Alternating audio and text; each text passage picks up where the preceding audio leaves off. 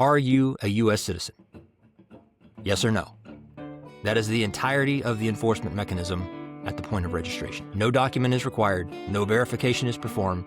The constitutional prerequisite for voting, citizenship, is validated by the word of the applicant alone. It doesn't matter what party it supports or doesn't support. We just want the elections to be secure and valid. So I think Neil lost that case, and his condescension was just dripping from every word that he spoke, unfortunately. But yeah, this whole topic doesn't become important or unimportant based on whether it would help Republicans or help Democrats or harm one or the other. The point is accuracy.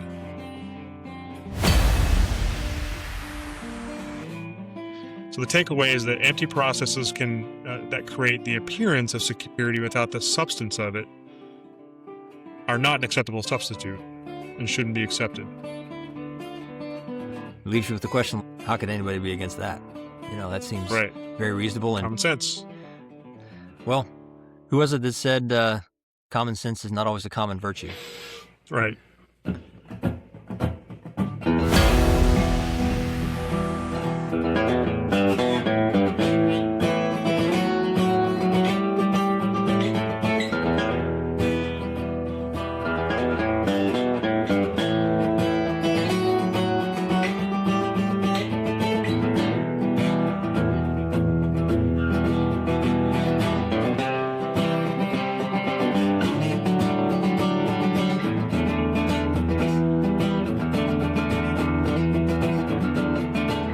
Good morning, everybody. Welcome back to Fire for Effect. I'm Marcus Moyer, and I'm here with Jim McBride. How you doing, Jim? Good, Marcus. Good to see you. You too, man. Always good to see you.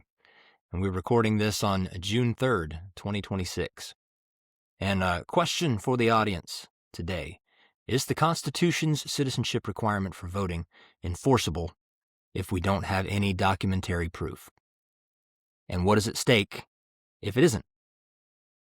In the opening pages of his book, The Dying Citizen, Victor Davis Hanson made this observation, and it's a very good observation. He said that a sign of democratic sclerosis is a loss of confidence in the integrity of voting, to the point that it becomes seen as futile exercise rather than a bulwark of citizenship.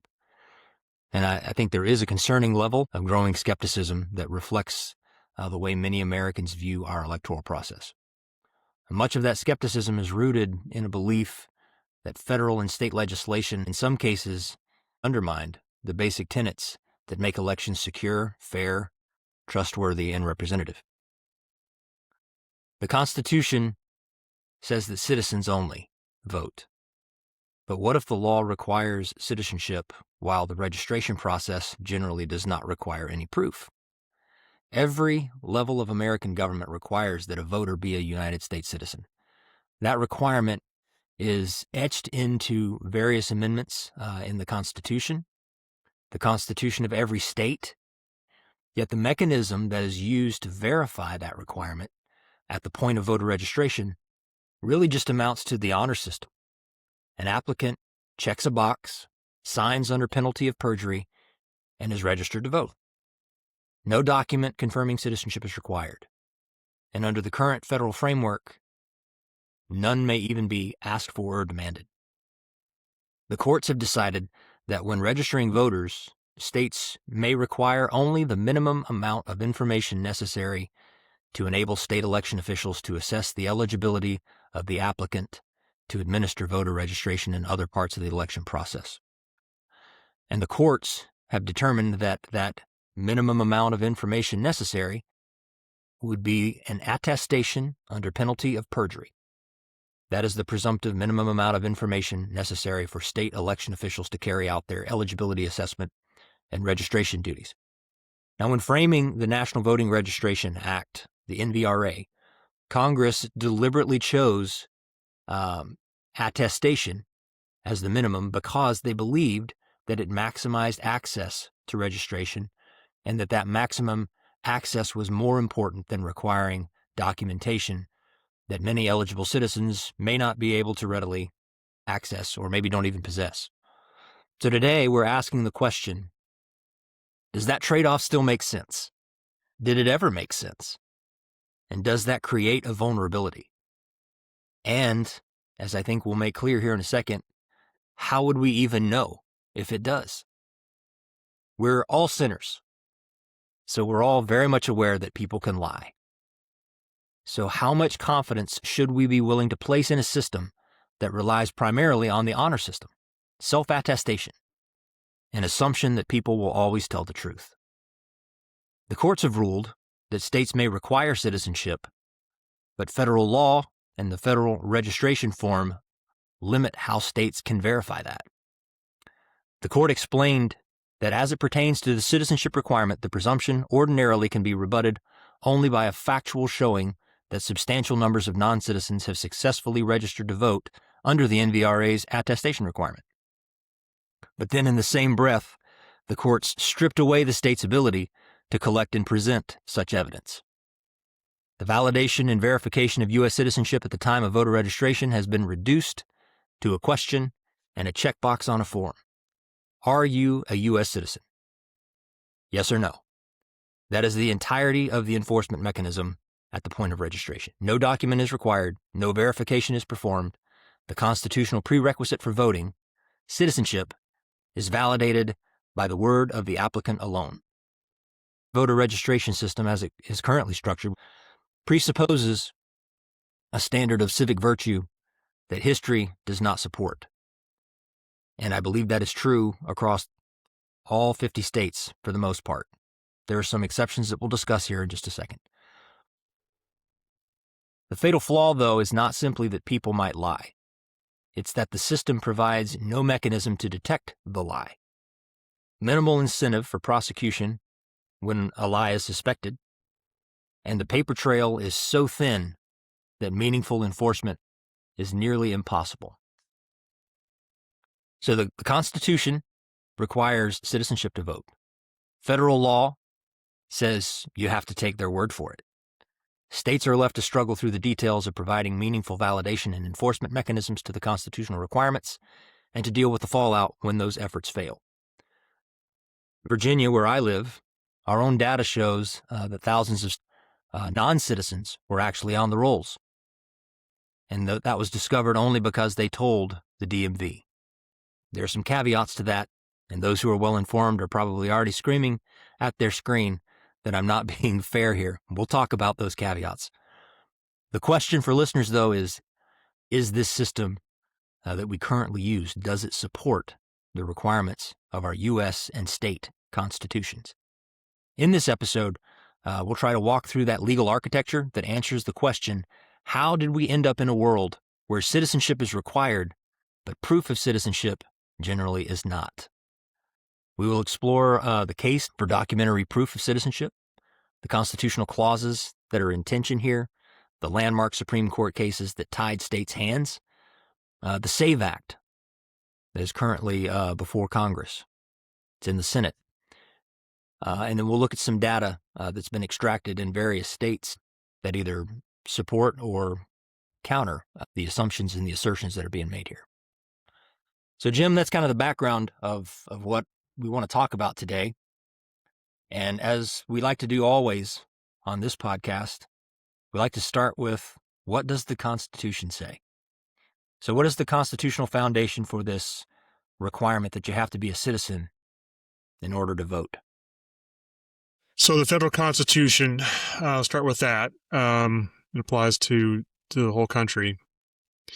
And by the way, folks, we'll put in the show notes on whatever platform you're watching or listening to. We'll put all of the Supreme Court cases we'll be referencing and a lot of other references as well, so you can do your own research and validate what we're saying, or try to prove us wrong. But we're trying to be as accurate as possible. So the U.S. Constitution does not enumerate the citizenship requirement for voting in a single consolidated clause. It's kind of over different parts of the Constitution throughout the document. Article 1, Section 2, for example, limits House electors to those with, quote, the qualifications requisite for electors of the most numerous branch of the state legislature, unquote. And then all the way in the 14th Amendment, it defines citizens as persons, quote, born or naturalized in the United States. And then the 15th, 19th, 24th, and 26th Amendments each expand voting rights to additional classes of citizens, but none extend the franchise beyond citizenship itself. So none of them imply or advocate or define a non-citizen to be able to vote. Nowhere is that the intent in the Constitution or any of the amendments. The constitutional text presupposes throughout that the electorate is composed of citizens. We're talking off camera, when the founders wrote the Constitution and when most of the amendments were written, illegal voting seems like it was just not a big issue. Definitely at the founding, it was not a big issue. So it was not a problem to contend with in their minds when they wrote the Constitution. They just assumed that citizens would vote. So state constitutions, every state constitution either affirmatively requires citizenship to vote or withholds the franchise from non-citizens. At least 18 state constitutions explicitly state that only citizens may vote. I'm surprised it's only 18, frankly. Virginia's Constitution, Article 2, Section 1, is illustrative. It extends the right to vote to each citizen of the United States who is 18 years of age, has fulfilled any residence requirement, and is otherwise qualified. Unquote. There's no ambiguity. The right belongs to citizens. So the constitutional question is settled, I think. It's pretty clear. The non-citizens may not vote in federal or state elections. The policy debate is not about whether citizenship should be required. It is about whether and how that requirement is verified. So I'm making it a very clear case and referring to the Constitution and making a very declarative statement there. But what's interesting is so much of the country does not agree with what I just said. So much of the country now believes that non-citizens should be able to vote, and several states are trying to help them vote. Under the argument, I guess, partially the argument that if they live in the United States, even if they're illegal aliens or not fully not U.S. citizens yet, that because they live here, they should get a right to vote.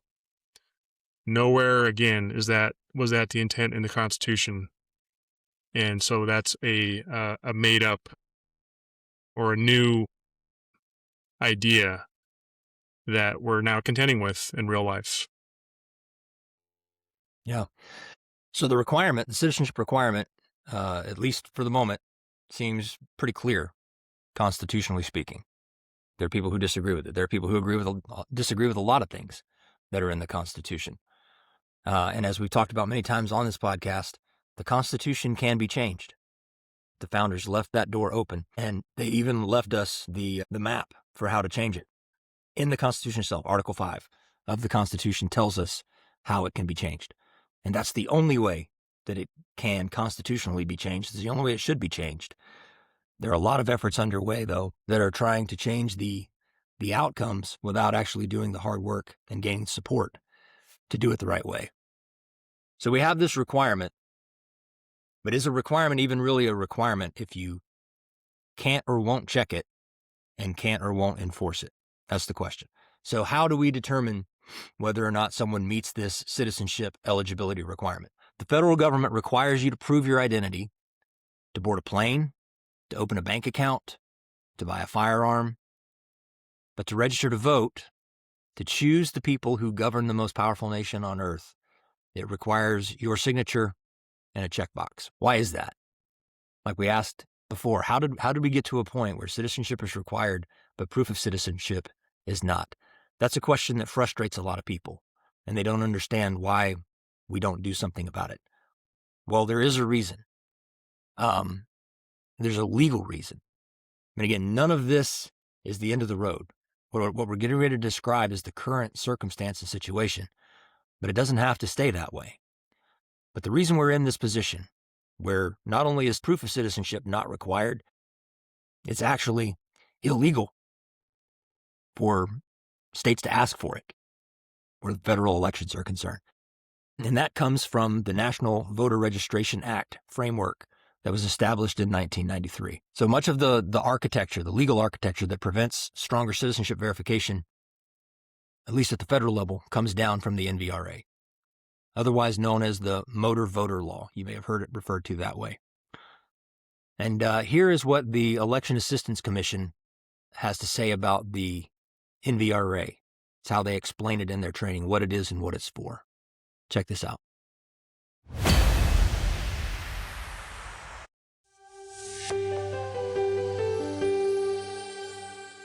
Hello, and welcome to the Election Assistance Commission's training on the National Voter Registration Act for election officials. The National Voter Registration Act, or NVRA, provides several requirements for voter registration, including voter registration must be offered at state agencies, a national mail voter registration form, and voter list maintenance. The law sets a national baseline for voter registration requirements that apply to federal elections. With its passage, Congress aimed to increase opportunities for citizens to register to vote or update their registration and provide a process for election officials to update voter lists and ensure they remain accurate. While the NVRA provides a baseline, state laws and regulations affecting voter registration and list maintenance vary greatly across the country. Officials should contact their legal representatives with questions about specific procedures and practices. The NVRA is often referred to as the Motor Voter Law due to its requirement that states permit a resident to register to vote at their motor vehicle agency, often the state's Department of Motor Vehicles, or DMV. States must include a voter registration form as part of an application submitted to the motor vehicle agency, like an application for a driver's license, a renewal, or to update an address. Also, any change of address submitted to the motor vehicle agency should update the voter registration address, unless the individual submitting the change chooses not to update their voter registration. States must accept voter registrations up to at least 30 days prior to an election, though they may choose to set a registration deadline closer to Election Day. When a registration is received, election officials must notify the voter whether the form was accepted or rejected. The NVRA requires the Election Assistance Commission, or EAC, to create a mail voter registration form. The NVRA requires states to implement a uniform and non-discriminatory voter list maintenance program. The purpose of the program is to keep voter lists up to date and provide a process to make sure that voters are eligible to vote at their registered addresses. Maintaining accurate voter lists can have downstream effects like reducing provisional ballot use and providing more accurate voter numbers for planning and budgeting purposes. The program must also comply with the Voting Rights Act, remove voters who have died or moved out of the jurisdiction based on United States Postal Service information, and cannot remove a voter solely due to failure to vote. Generally, states may remove a voter from the registration list if the voter requests removal, is convicted of a criminal offense, or is found mentally incapacitated if state law requires, fails to respond to a change of address notification sent by an election official, and subsequently fails to vote in 2 federal general elections.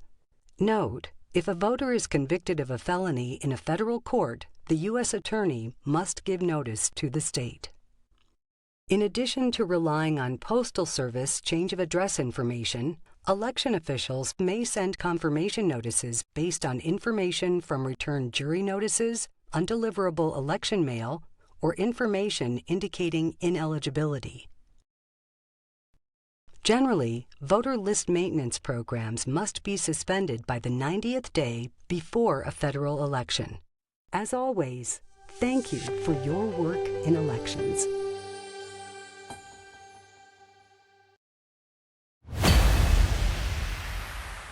So the NVRA was enacted to expand voter registration access by, among other things, requiring states to offer registration at the Department of Motor Vehicles offices. Its federal registration form asks applicants to affirm their citizenship under penalty of perjury. That's the attestation that we were talking about. But it requires no documentary proof. To assess eligibility, And then the NVRA requires covered states to offer eligible citizens the opportunity to register to vote in a number of ways: by applying as part of a motor vehicle driver's license application or a renewal, by sending a mail-in application, or by applying in person at a designated voter registration agency. Under Section 5 of the NVRA, the voter registration portion of a driver's license application may require only the minimum information necessary to A, prevent duplicate voter registrations, and B, enable state election officials to assess applicants' eligibility and administer the election process, including voter registration. It may not require information that duplicates information required for the driver's license portion, and it must state each eligibility requirement, including citizenship, and require applicants to sign an attestation under penalty of perjury that they meet those requirements. So they have to swear they're telling the truth, but they don't have to prove that they're telling the truth. And then finally, it must state the penalties for submitting a false voter registration application. The mail voter registration form, Section 6 of the NVRA, requires covered states to accept and use the National Mail Voter Registration Form. And we'll show you what that form looks like. We'll put it up on the screen here. That form is developed by the United States Election Assistance Commission, who we just heard from. In addition to accepting and using the federal form, states have to develop and use their own mail-in forms, provided that they meet the NVRA's criteria. So the states can't stray too far from the beaten path, and they still have to comply with all of that. In conjunction with the NVRA's requirement, the Federal Help America Vote Act of 2002, referred to as the HAVA, requires that the federal form ask, are you a U.S. citizen of the United States of America? But again, they require the question, and you have to answer the question, but there's really no way to validate either way whether you're telling the truth. Failure to check that box equates to a self-declaration of non-citizenship.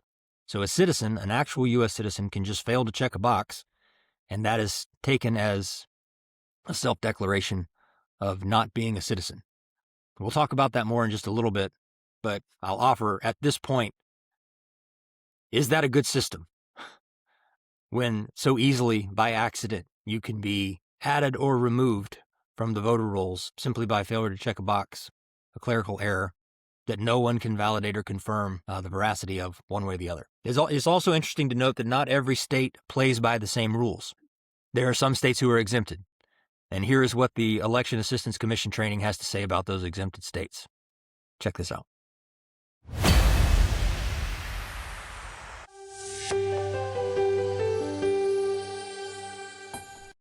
The NVRA applies to all states and the District of Columbia, except states with no voter registration as of August 1st, 1994, and having never implemented a system of voter registration thereafter, and states that permitted same-day registration as of August 1st, 1994, and have never eliminated the option. Thank you for your work in elections.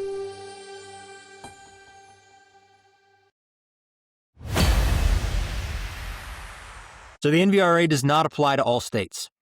6 states were exempted at the enactment because they had same-day registration or no registration system at all, as in the case of North Dakota, at least as of 1994. So any state that didn't have or that already had same-day registration or didn't have any registration requirements as of 1994 were exempted from the NVRA.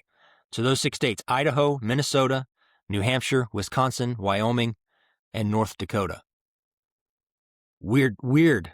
North Dakota has no registration system at all, from what I understand. That's, wow. Yeah. Anyway, those states have, in some respects, more flexibility in crafting their own registration frameworks. But notably, they were exempted in the first place because they already had few or no safeguards where voter registration is concerned. No way of preventing ineligible individuals from registering to vote or participating in elections. So again, the whole thing hangs on this perjury deterrent. You're asked a question and you're told you better tell the truth because you're committing perjury if you don't. But we really don't have a way of telling whether you're telling the truth. So this perjury deterrent is necessary, I would argue, but I would also say it's insufficient. In theory, A non-citizen who falsely makes that attestation and swears they're a citizen risks federal prosecution, deportation, and permanent immigration consequences under 18 U.S. Code Section 1015. However, in practice, prosecutions for voter registration perjury are vanishingly rare.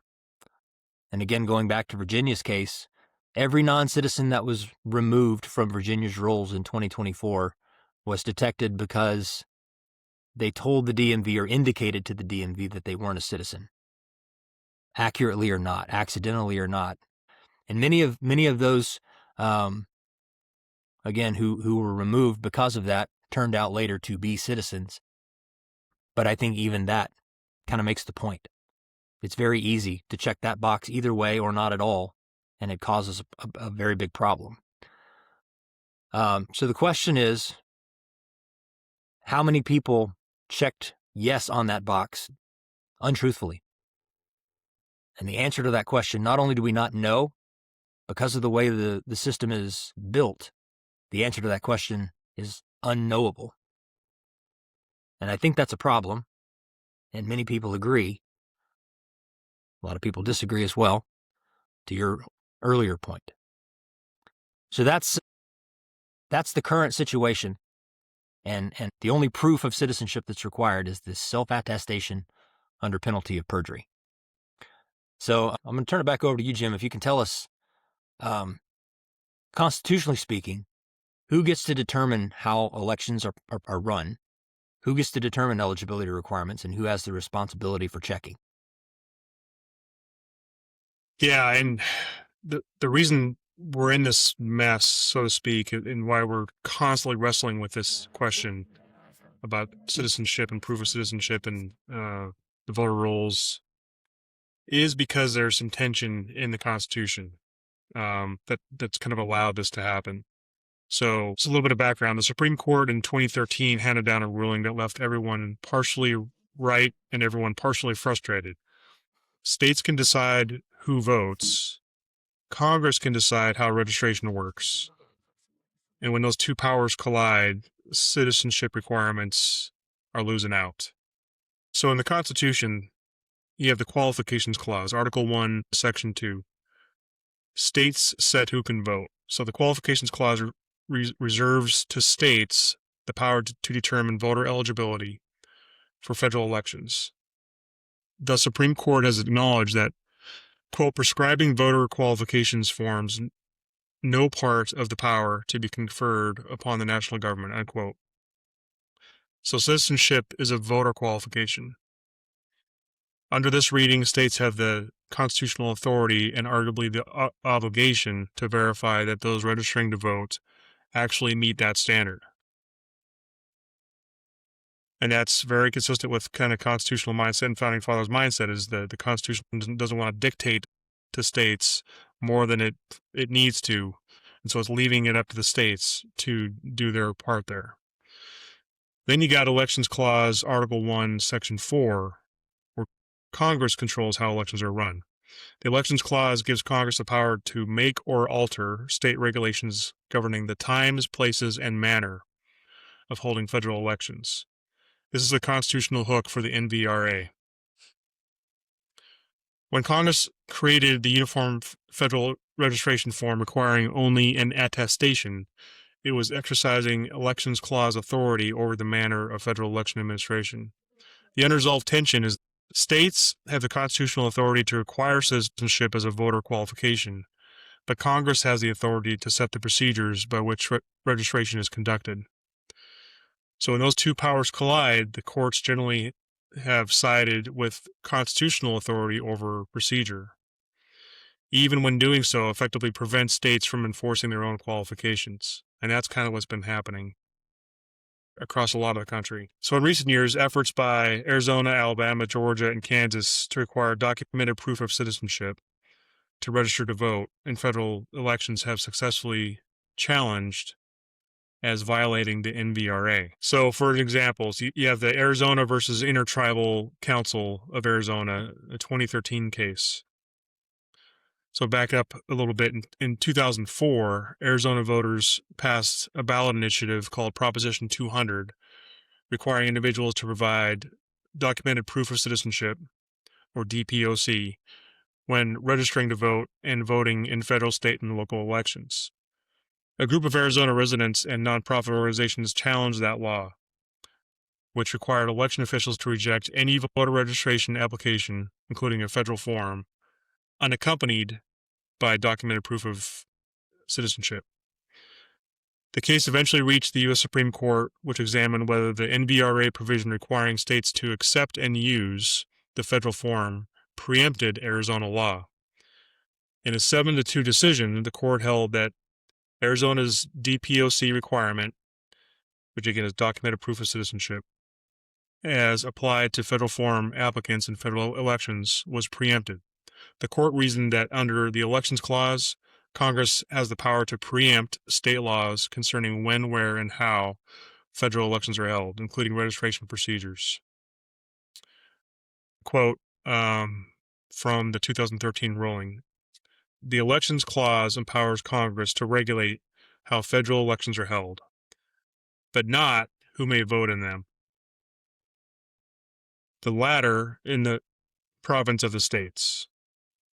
So the NVRA's requirement that states accept and use the federal form preempts Arizona's demand for additional citizenship documentation. And again, that's from the Arizona versus ITCA 570 U.S. 1 in 2013. So crucially, the result of this is that the court left two doors wide open. Door number one: states may deny registration based on, quote, information in their possession establishing the applicant's ineligibility, unquote, meaning existing DMV or Department of Motor Vehicles, systematic alien verification for entitlements, or the SAVE program, SAVE, and cross-state data can still be used. Door number two: states may petition the Election Assistance Commission to modify the federal form to require DPOC for their registrants, a path the court said Arizona was entitled to pursue.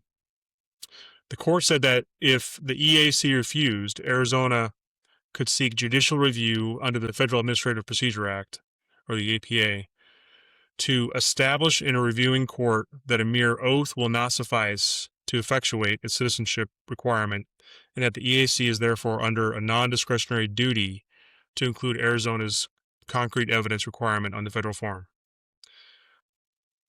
So the court also acknowledged that under the Qualifications Clause, Article 1, Section 2, Clause 1, that one, states have the authority to determine voter qualifications for federal elections, and two, the NVRA authorizes them to create state-specific voter registration forms. However, the court held that states nonetheless must accept the federal form when registering voters for federal elections.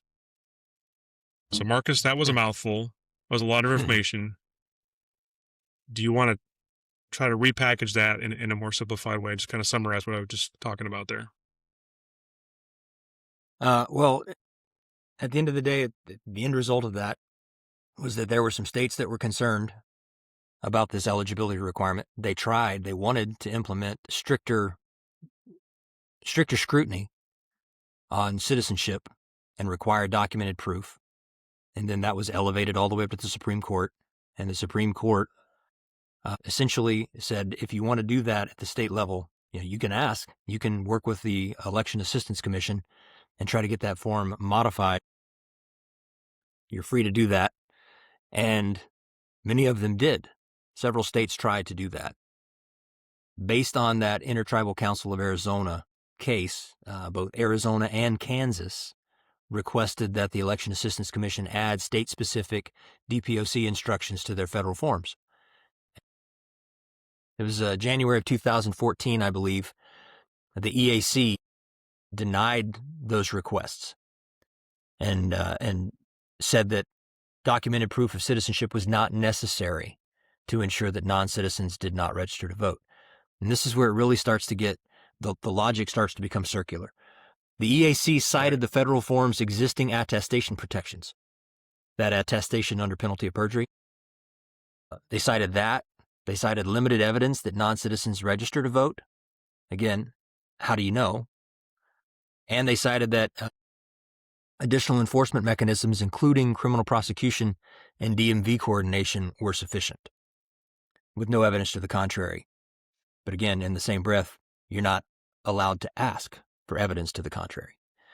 The EAC noted that as long as a state is able to identify illegal registrations and address any violations, whether through removal from the voter rolls, criminal prosecution, or other means, and as long as the occurrence of such violations is rare, again, that's circular logic, how can you tell? Then the state is able to enforce its voter qualifications, according to the EAC. And as the Supreme Court noted in that Intertribal Council case, nothing precludes a state from denying registration based on information that they have in their possession that establishes an applicant's ineligibility. But there again, what information do they have, or can they even ask for under this set of rules? So in response, Arizona and Kansas, they sought judicial review. And while the states prevailed in the district court, they lost on appeal.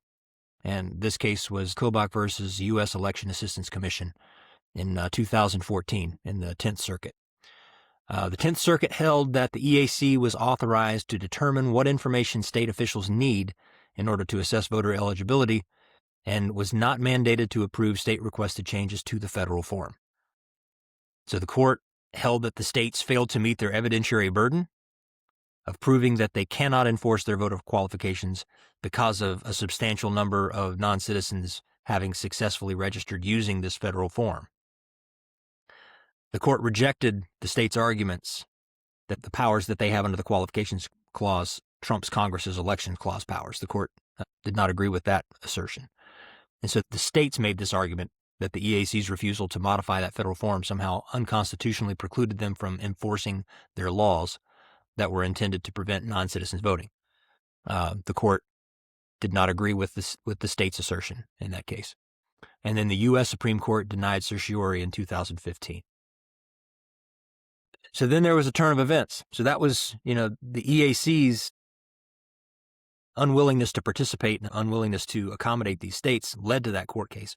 Well, then in 2015, the EAC hired a new executive director, a man by the name of Brian Newby. And in January of 2016, Brian Newby, approved state-specific documentary proof of citizenship instructions for Alabama, Georgia, and Kansas, pursuant to their earlier requests. So then the League of Women Voters and two individuals challenged that decision and sought injunctive relief, invalidating Newby's decision. They claimed that Newby's action violated the APA because it was outside of his scope of authority and was contrary to the EAC's rules and policies. That was the position of the League of Women's Voters. They also claimed that the decision violated the National Voting Registration Act because it lacked supporting evidence that documentary proof of citizenship requirements were necessary to establish U.S. citizenship. Then in June of that year, 2016, the district court denied the request for a preliminary injunction for a lack of irreparable harm, meaning they couldn't prove that somehow someone had been harmed or damaged by this situation. But in September of that year, 2016, the U.S. Court of Appeals for the District of Columbia reversed the lower court's decision and issued a preliminary injunction against the EAC. And this case was the League of Women Voters versus Newby in 2016. In its 2-1 opinion, the court concluded that the plaintiffs, the League of Women Voters, had a substantial, perhaps overwhelming likelihood of success on the merits of the case, stating that it was, quote, difficult to imagine a more clear violation, unquote, of administrative law. As the court explained, Newby failed to meet the APA's requirement that an agency, quote, examine the relevant data and articulate a satisfactory explanation for its actions, including a rational connection between the facts found and the choices made. So like the 10th Circuit, the court rejected the contention that states could dictate the federal form's content and noted that the states had not made an evidentiary showing demonstrating the need for documented proof of citizenship. The case was remanded to the district court, and the parties filed cross motions for summary judgment. In a separate case, the League of Women Voters, they're pretty active. The League of Women Voters and individual residents challenged a Kansas law requiring documented proof of citizenship with the voter registration form that has to accompany a driver's license application or a renewal. In May of 2016 was a hot year for legal cases where this is concerned. In May of 2016, the district court issued a preliminary injunction holding that the plaintiffs made a strong showing that the NVRA preempted the state law, ordering Kansas to register those voters who were previously prevented from registering because they did not provide documented proof of citizenship at the Department of Motor Vehicles. And we'll play a clip for you later, a news clip, an interview of one of these individuals who was so affected. We'll play that for you a little bit later. The state appealed. The 10th Circuit of Appeals upheld the lower court's decision, holding that the state voter registration portion of a driver's license application may require only the minimum amount of information necessary to enable state election officials to assess the eligibility of the applicant and to administer voter registration and other parts of the election process. So again, just reiterating the requirements of the NVRA. It also held that the attestation under penalty of perjury is the presumptive minimum amount of information necessary for state election officials to carry out their eligibility assessments and registration duties. This case was Fish versus Kobach. The court explained that as it pertains to the citizenship requirement, the presumption ordinarily can be rebutted or overcome only by a factual showing that substantial numbers of non-citizens have successfully registered to vote under the NVRA's attestation requirement. And since the state failed to make that showing, the court concluded that the DPOC requirement was more than the minimum amount of information necessary and therefore was preempted. That case was remanded to the district court, which extended the discovery period to allow Kansas the opportunity to make the required factual showing. Chris Kobach was the Kansas Secretary of State from 2011 to 2019. You've heard his name a couple of times already as one of the parties to these cases, multiple cases. He was the state official that was defending Kansas's documentary proof of citizenship requirements. He currently serves as the Kansas Attorney General. He was interviewed on Neil Cavuto and asked about the issues of non-citizen voting and how serious and widespread that problem is and why he was pursuing these cases. So take a look at this. All right, so we have Chris Kobach here, the Kansas Secretary of State, who says he does have a proof of widespread voter fraud. Sir, good to have you. Give me the proof. Great to be with you.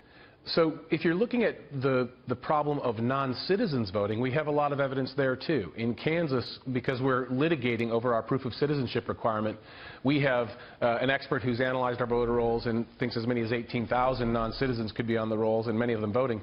But there's another let's study. Just take those 18,000. Let's just take those 18,000 are non-citizens of voting. You said many of them voting. How many of those 18,000 do you suspect? Yeah. Well, I suspect that the participation rate among non-citizens is probably well below the normal participation rate. So it's probably, in the range of 10 to 20%, I think. But here's the point I was going to get to. There was a study done of the 2008 presidential election, and it found that 11.3% of aliens living in the United States said that they voted in that election, not just registered, but voted.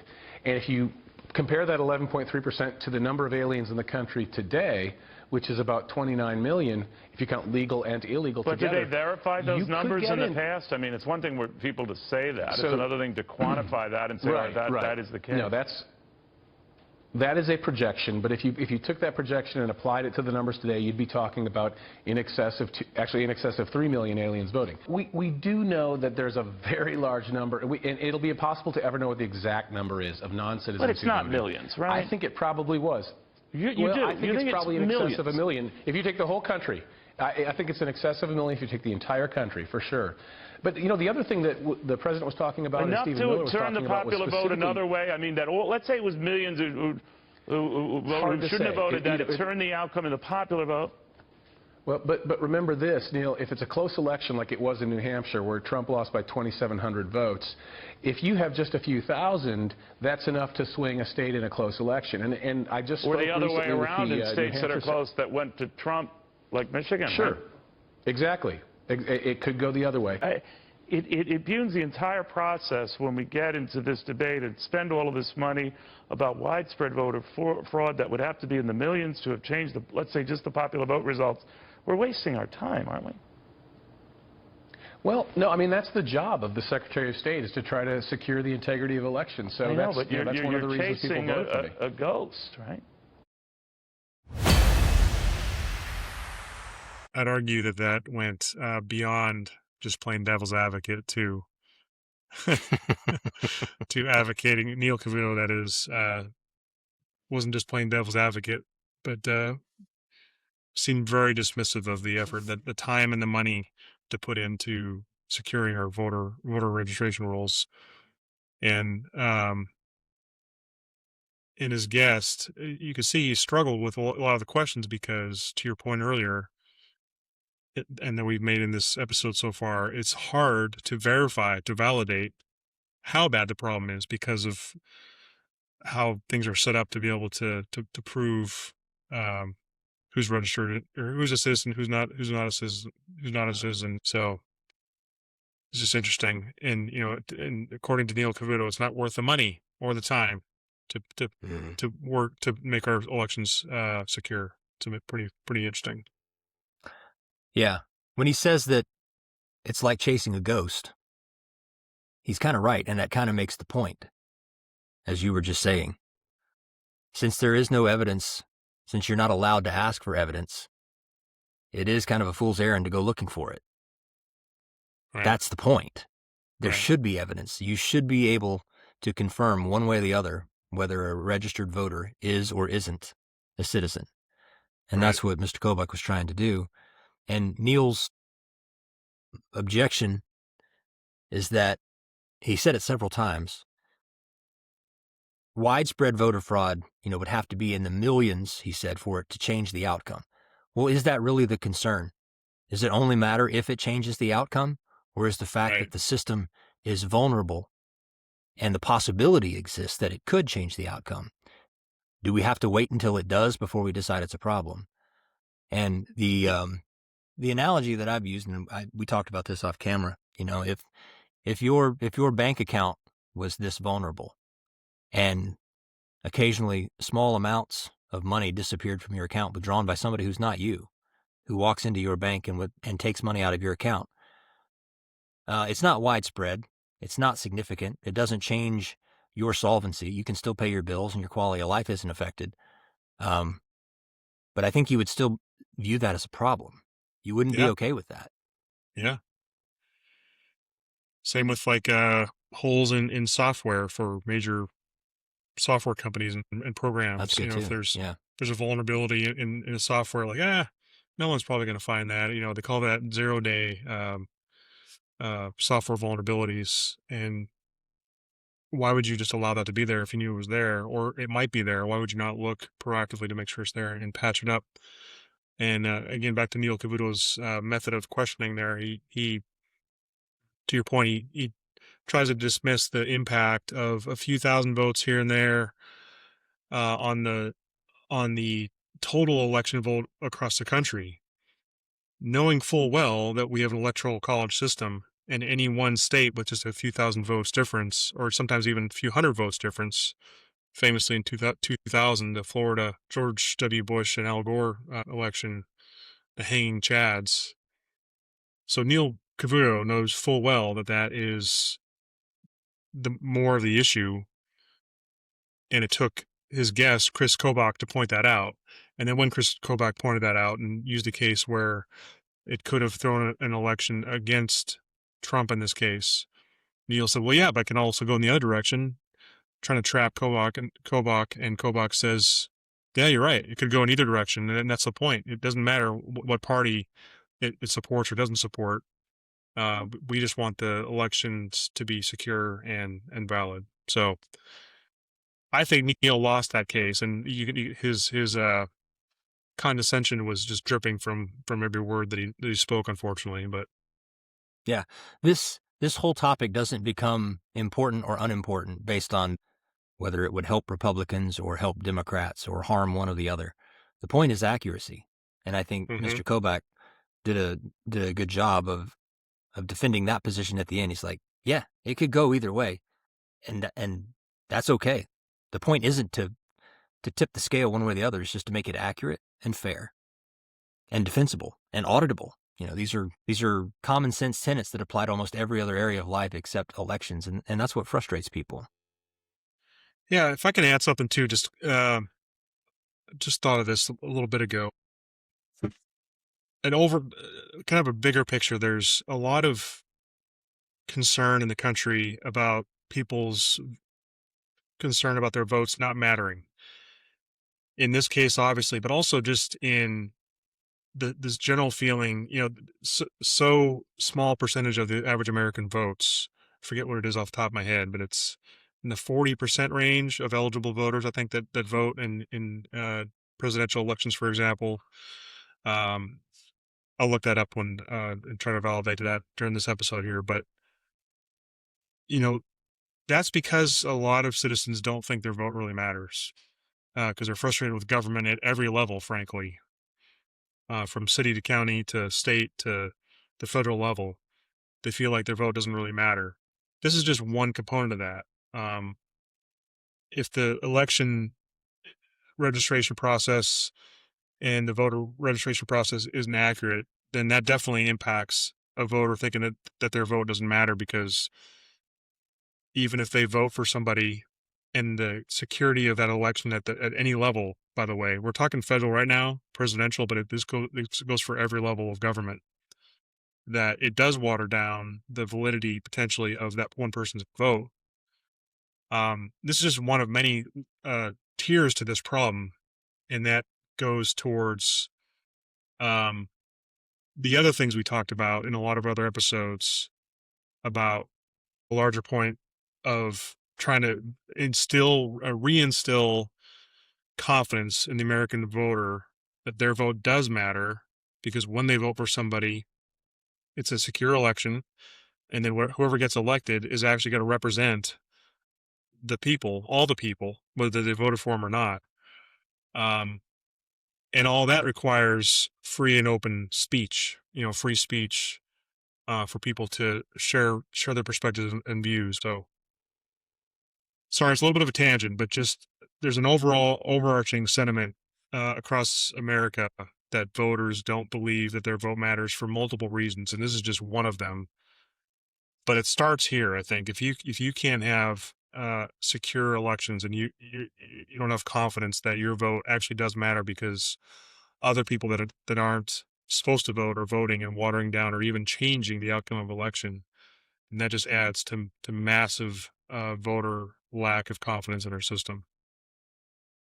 Yeah, and Mr. Kobach made the point that it doesn't have to be widespread in terms of millions and millions of voters for it to change the outcome, even if changing the outcome were the litmus test for whether or not it mattered.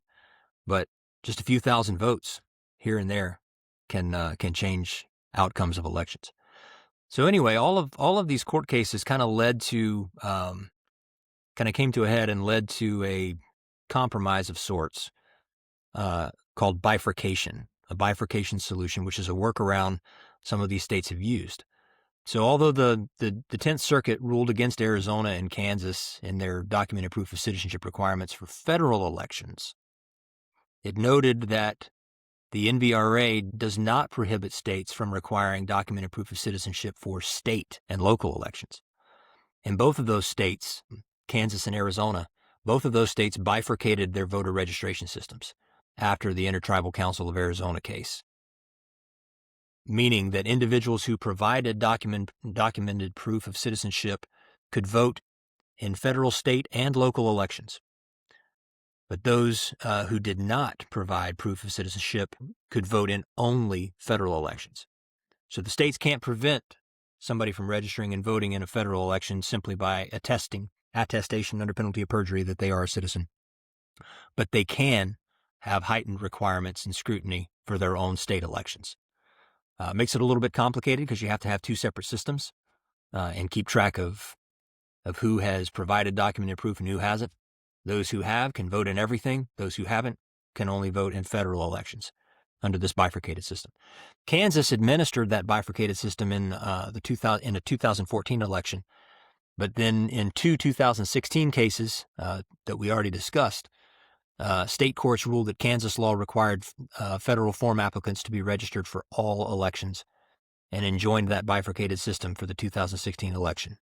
And that was Belinkie versus Kobuk and Brown versus Kobuk. Arizona's bifurcated system, though, as far as I know, remains in effect. And individuals applying via the federal form without documented proof of citizenship are eligible only to vote in federal elections. So under that bifurcated registration system, registrants using the federal form without proof of citizenship are registered only for federal elections. Those providing proof are registered and can vote in federal, state, and local elections. Courts have upheld that approach as permissible, and it remains available to any state willing to implement it. So, taking this kind of abstract debate that we've had up to this point and bringing it down to a place that I'm more familiar with, which is Virginia. There was a concerted effort a couple of years ago to screen and clean Virginia's voter rolls, and this was under Attorney General Jason Miyares, and with the support of Governor Youngkin. And so they did a deep dive into this, and there were a couple of executive orders that came out of that, Executive Order 31 and 35, that Governor Youngkin issued in 2024, establishing a multi-agency data sharing protocol and accelerating DMV citizenship data sharing, which used to be on a monthly basis. And after that executive order, that data sharing moved to a daily basis, I believe.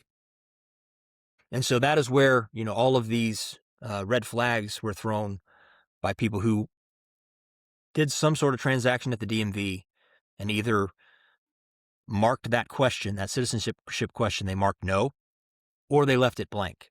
Either way, that would flag somebody. And across Virginia, over 2,000 such cases were flagged and identified out of the DMV. And that became the kind of the banner, right, for election integrity proponents saying, look, we found over 2,000 non-citizens who were on the voter rolls in Virginia. Again, yes and no. It's difficult to say what the real number is, and I can only speak for Prince William County. And I wasn't even on the electoral board when that happened. I came on sometime after that. But the issue with that form, as we've already mentioned several times, if you fail to check that box, and it's in the upper corner, it's easy to miss, then you become a self-declared non-citizen. Are you really a non-citizen? I don't know. That's kind of the point. I can't prove it either way. Now, our registrar, and I think our registrar does a great job. Again, I served on the electoral board, and I can say with confidence that we did our best, and I think they still do, to follow the law to the letter as it's written. It's not the registrar or the local office of elections' fault if the law has problems. That's a matter for the General Assembly. And this is an issue with the law. The law requires that is how we determine someone's citizenship. Anyway, our registrar went above and beyond trying to figure out how many of these people that were flagged as non-citizens, how many of them just made a mistake at the DMV. And there were several hundred, I believe, just in Prince William County, that it was just an error on the form. These people were previously registered in Virginia and had a voting record. And so therefore that was viewed as dispositive that they were citizens because they had been registered at one point. However, I would say that just because you've been registered at one point and have voted at one point under this system, if you believe that attestation under penalty of perjury is not sufficient proof of citizenship, The fact that you were previously registered under that system also doesn't prove that you're a citizen. Doesn't prove it. But anyway, that's both sides of that argument. But in Virginia, through that deep dive, there were 2,099 voter registrations that were canceled due to supposedly being non-citizens, based on that DMV form. In Fairfax County alone, 538 non-citizens were canceled. Their voter registrations were canceled in 2025. And from 2022 to 2025, almost 2,000, 1,912 non-citizen registration cancellations. Again, it goes back to this issue with the DMV, which I argue makes the point rather than counters it. It shouldn't be that easy to be accidentally added or deleted from the system. There is a structural limitation in the data, though. The Virginia process detects only alleged non-citizens, at least, who self-identify, either on purpose or accidentally, truthfully or not, at the DMV at some point. The system has no independent verification mechanism at the point of registration. Those who check the citizenship box on that registration form and never disclose non-citizenship remain undetected. The 2,099 statewide cancellation, therefore, I think you can't really rely on that number one way or the other as proof of anything, other than proof that the system is very fragile and probably is not a good system. Those examples just further reinforce the loose inadequacy of the system that implements no upfront verification or validation. Whether a real U.S. citizen fails to check the box yes and has his or her registration flagged and potentially canceled, or a non-citizen untruthfully checks yes to that same question and is automatically registered to vote, the point is that there's no way to protect the one and prevent the other through any meaningful, hard, documented evidence or proof of citizenship one way or the other. So the question is a system in which a voter registration can be created or canceled erroneously by simply checking a box with an answer whose veracity can't really be corroborated one way or the other? Is that a serious system? This is the original question we asked. How did we end up in a world where citizenship is required, but proof of citizenship is not? And the legal chain that kind of brought us to that point, if you've been following along, was the National Voter Registration Act in 1993, which led to the litigation in the Arizona versus the Intertribal Council of Arizona in 2013, which led to the cases brought forward by Kansas in Kobach versus the Election Assistance Commission in 2014, Fish versus Kobach in 2018, and then now we arrive at the SAVE Act, which is currently making its way through Congress right now. It's with the Senate, and that is the Safeguard American Voter Eligibility Act, SAVE. Not to be confused with the SAVE program, the Systematic Alien Verification for Entitlements program. Two different things. The SAVE Act purports to resolve this problem. It is designed to resolve this problem of not being able to prove who is and isn't a citizen. So, Jim, tell us about the SAVE Act. Yeah, and I want to recap just a little bit too. So at the beginning of the episode, you just laid out a good modern history summary of how we're still in this mess, and going way back to the Constitution. Again, we're in this mess because of two conflicting articles. Article 1, Section 2, that says states set who can vote, and then Article 1, Section 4, that says that Congress controls how elections are run.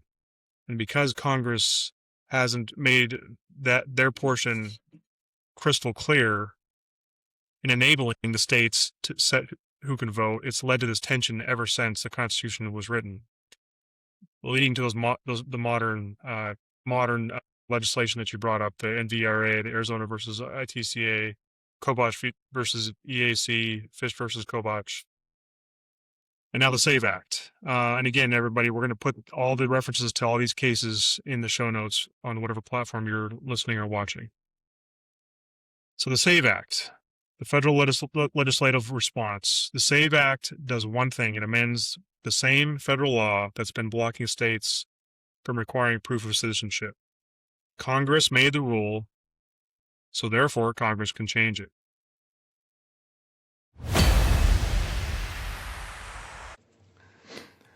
Mr. Speaker, as the House Representative works to deliver on the critical issues our nation faces, we urge our colleagues today to prioritize the passage of S. 1383, the Safeguarding American Voter Eligibility Act, or the SAVE America Act, which builds upon the SAVE Act introduced in previous Congresses that requires states to obtain proof of citizenship for federal elections, ensuring only U.S. citizens are voting in those elections. In addition, the SAVE America Act requires individuals to present a valid photo identification before voting. Our founders set forth our electoral processes 250 years ago based upon the simple and ultimate principle that only Americans should vote. But in this age of progressive, suicidal empathy, basic concepts such as voter ID and proof of citizenship have been attacked as suppression. Let's consider the facts. Fact one, under the previous administration, the Biden-Harris-Mayorkas administration, some 10 million or more illegal aliens poured into communities across our country, adding to an existing foreign-born population which totals upwards of over 50 million people, or close to 16%. Fact two, that while only U.S. citizens are legally eligible to vote in federal elections, federal law actually interferes with and prevents states from using federal data to check their voter rolls to ensure that only citizens are voting, such that we end up in the upside-down situation where a state like Arizona has two different sets of systems, one for state and federal, and one for state and local, and one for federal. Fact three, this is a recipe for fraud and a recipe for having people vote who shouldn't be voting. It undermines people's confidence in our electoral system. And when combined with the fact that several jurisdictions offering driver's license and other benefits to illegal aliens and other foreign nationals, it provides opportunity for non-citizens to register to vote. Fact four, polling data is overwhelmingly in support of the Save America Act and its principles, that only American citizens should vote and that we should use voter identification when we go to vote. Polling indicates that over 70% of Democrats across this country, over 90% of Republicans, well over 70% of virtually every ethnicity and ethnic group in the country, Black Americans, Hispanic Americans, white Americans, men, women, rural, urban, overwhelmingly support voter identification and ensuring that only citizens vote. Fact five, we passed the SAVE Act in the previous preceding Congress. We passed the SAVE Act in this Congress, focusing on citizenship. We now bring the Save America Act forward that adds voter identification. Again, overwhelmingly popular. The SAVE Act passed on a bipartisan basis. Democrats joined with us in the previous Congress. Democrats joined with us in this Congress. In both instances, the House of Representatives affirmed that only U.S. citizens should vote in federal elections. Let's add voter ID to it. Let's pass the Save America Act. Let's send it over to the Senate and let the Senate move this legislation to the President's desk.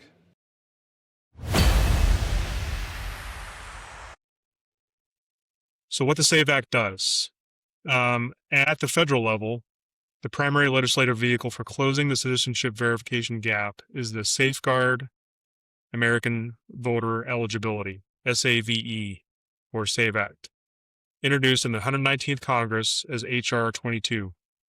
The SAVE Act would amend the NVRA to require documentary proof of citizenship at the time of registration for federal elections, effectively elevating the national standard from attestation to documentation.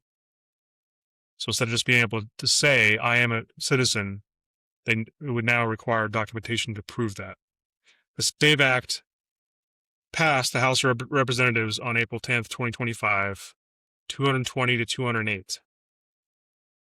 So looks like it definitely got several Democrat votes there, because the House of Representatives is controlled by the Republicans, as is the Senate, but both by very, very narrow majorities. So 220 to 208 means some Democrats crossed the aisle. And again, on February 11, 2026, it passed again, 2018 to 2013, very close that time. And as of this podcast today, remains pending in the Senate. So President Trump also issued Executive Order 14248 in March of 2025, last year, directing the EAC to take action consistent with the SAVE Act's requirements and instructing states to enhance citizenship verification in their voter roll maintenance programs. So acceptable documents under the bill, under the SAVE Act bill. 1, a real ID, compliant ID indicating citizenship. Real ID meaning it's a type of ID that's hard to forge, called a real ID. A U.S. passport or passport card. A military ID indicating citizenship. A naturalization certificate or certificate of citizenship. Or an American Indian card with KIC classification. So those are the 5 different types of identification in the bill. So here's some arguments in favor of the bill. There's the constitutional alignment. The SAVE Act closes the gap between the citizenship requirement written into the Constitution and the verification mechanism or lack thereof used in practice, which I said at the outset of this section. Perjury deterrence has limits. Prosecutions for false attestation are vanishingly rare. Documentation creates a verification point that doesn't depend on after-the-fact enforcement. Meaning it's really difficult to find people who are lying about their citizenship status due to the cost and due to the effort and due to the lack of investigative means for every single election. It's very, very difficult to find people and then to be able to prove that they were knowingly lying. It's very difficult to prove that, which makes that threshold not very enforceable. The Heritage Foundation's database documents 99 confirmed non-citizen voting cases nationally from 1999 to 2023. And again, it's not very many, 99 from 99 to 2023 across the country. But again, it's because it's difficult to identify such cases. Congressional authority, because the SAVE Act amends the NVRA directly, it operates under the same Elections Clause authority that created the NVRA. So Congress can alter what Congress enacted, obviously. Parity with other activities. Americans are required to present documentary proof of identity and legal status to fly in commercial aircraft. We all know that. To obtain employment, access federal benefits, and to participate in far less consequential civic activities. Requiring comparable documentation for the exercise of the most fundamental right of citizenship is not an unreasonable burden. And again, to my point earlier, not only is it the most fundamental right of citizenship, but without secure elections that we all know are secure, it waters down the vote of every single person and shakes the confidence of every single citizen that is trying to vote in elections. Proactive versus reactive enforcement. Current systems identify non-citizens on voter rolls only after they have already registered. A reactive posture. DPOC, or documented proof of citizenship, requirements would prevent the problem at the point of registration. So when they register, they're proving that they have citizenship from the get-go instead of attesting that they are. The aviation security analogy, any person seeking flight training must submit a request if they are not a citizen of the United States and wish to receive flight training in the United States. However, for years, flight schools were not consistently verifying the citizenship or immigration status of student pilots. A 2012 Government of Accountability Office report found that gaps persisted even after 9/11. In part, the report states that many foreign pilots may be in the U.S. illegally right now or have exceeded their period of admission and remain in the country illegally today. The 2010 Immigrations and U.S. Customs and Immigration Enforcement investigation of a Boston area flight school exposed the consequences of the TSA's lack of security measurement at general aviation airports. In this case, the then 26-year-old Thiago de Jesus, a Brazilian immigrant who owned TJ Incorporated, a private flight training school, was in the country illegally. He owned a flight training business in the United States, and he was in the country illegally, not a U.S. citizen. Nonetheless, he held 2 FAA airman certificates, one as an airline transport pilot and one as a flight instructor. Though he was registered with the TSA as a flight training provider, he never had to prove his U.S. citizenship. He had never received a TSA security threat assessment or been approved by TSA to obtain flight training. Wow. And that's an example of, he got all these certifications, FAA, government certifications, and in a lot of states, I would think that would be, oh yeah, you must be a citizen because you have all these certifications from another government agency. When it turns out he was never a citizen and they'd never verified that. So the argument the counter argument here a lot of times, like, well, if they have a driver's license, for example, that means they're a citizen. No, there's a lot of states who are openly issuing driver's licenses and other government documents, despite not purposely not checking whether that person is a citizen of the United States or not. So the takeaway is that empty processes can that create the appearance of security without the substance of it are not an acceptable substitute and shouldn't be accepted. That makes a real strong argument in favor of the SAVE Act. You listen to that. You listen to that string of arguments in favor, it leaves you with the question like, okay, so how could anybody be against that? That seems very reasonable and Common necessary. sense. But, yeah. Well, who was it that said common sense is not always a common virtue? Right. Yeah. There are plenty of people who disagree with this, who have problems with it. Some have more reasonable objections than others, but there's certainly no shortage of opponents. Steve Malzberg interviewed Chris Kobach, the guy whose name we've heard multiple times now as a party to these lawsuits that have been ongoing. Anyway, Steve Malzberg interviewed him, and it comes through quite clearly that there are plenty of people who are not in favor of these election integrity efforts for various reasons. Check this out. And we are joined right now, ladies and gentlemen, by Chris Kobach. He's the Secretary of State of the great state of Kansas, and he's also the newly appointed co-chairman, appointed by President Donald Trump last week, of the Presidential Advisory Commission on Election Integrity. Before we get to the mantra of the left that, voting fraud occurred, 5 times in the history of the free world, just the reaction by the press to your appointment has been, just nuts. It's seeker of Kansas voter fraud gets a national soapbox. That's the New York Times story. Then you got the ACLU themselves. Chris Kobach, the king of voter suppression, will lead Trump's sham voter fraud commission. Be afraid. Be very afraid. What is it about the quest to make sure that one of our most precious rights is treated the same way as when you go to a bank, when you go to a doctor, when you go to the DMV? What's the problem?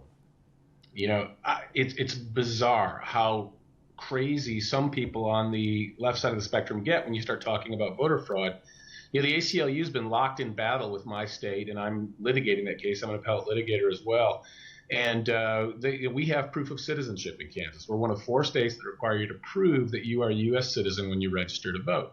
And the ACLU is just determined that proof of citizenship must die. They do not want states asking people to prove that they are U.S. citizens when they check a box on the voter registration form saying they're U.S. citizens. We've got over 100 cases of aliens we can identify who checked that box, said they were U.S. citizens, and they weren't, and many of them voted. And we've had experts look at our case, look at our state, and extrapolate and say the number's probably close to 18,000, as high as 18,000 aliens on our voter rolls. These are problems, and whenever you want to shed some light on the issue, you do hear people like the ACLU, like Chuck Schumer, reacting to this commission, saying that the commission shouldn't even begin its work. And my question is, okay, what are you afraid the commission's going to find? Because if you're so dead set against this commission, look, if you're right, Chuck Schumer, and voter fraud doesn't exist, then this commission will do you a great service. We won't be able to find any, and we will make your case for you. You, I believe, have said that there is federal data that can be looked into and resolve this question of voter fraud and prove, I guess, that there is voter fraud, or at least find out. Where is that federal data? Has it not been looked at in the past, and is that going to be a focal point of the commission? It will be one of the things we look at. So one thing that's never been done in the past is the Department of Homeland Security has a list of every non-citizen, every alien in America who's here on a green card or here on a temporary visa. States like Kansas, we have asked the Obama administration, can we please look at that list of aliens and see if any of them are registered to vote in our state? And the administration has always said no, or they say, well, only under these conditions, and the conditions are impossible to meet. And so for the first time, I expect that this commission may take a state's voter rolls and run it against this database. And let's just see how many known aliens in the United States are actually registered to vote in a given state. And that would be extremely useful data to have. And like I say, we've never had it before.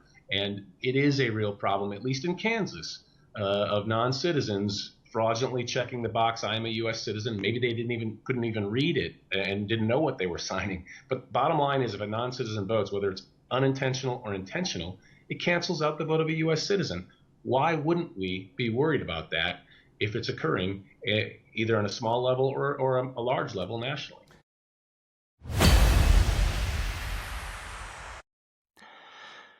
So obviously there's no shortage of opponents to this. And some of their reasons are better than others, as we said. So some of the arguments that do deserve an answer. Access barriers. Approximately 146 million U.S. citizens don't possess a valid passport. Roughly the same number who voted in the 2024 presidential election. In 7 states, fewer than a third of citizens hold a passport. Okay, that's an objection. I would argue, though, that a passport is not necessary to prove citizenship. It's the gold standard, but you don't have to have a passport in order to prove your citizenship.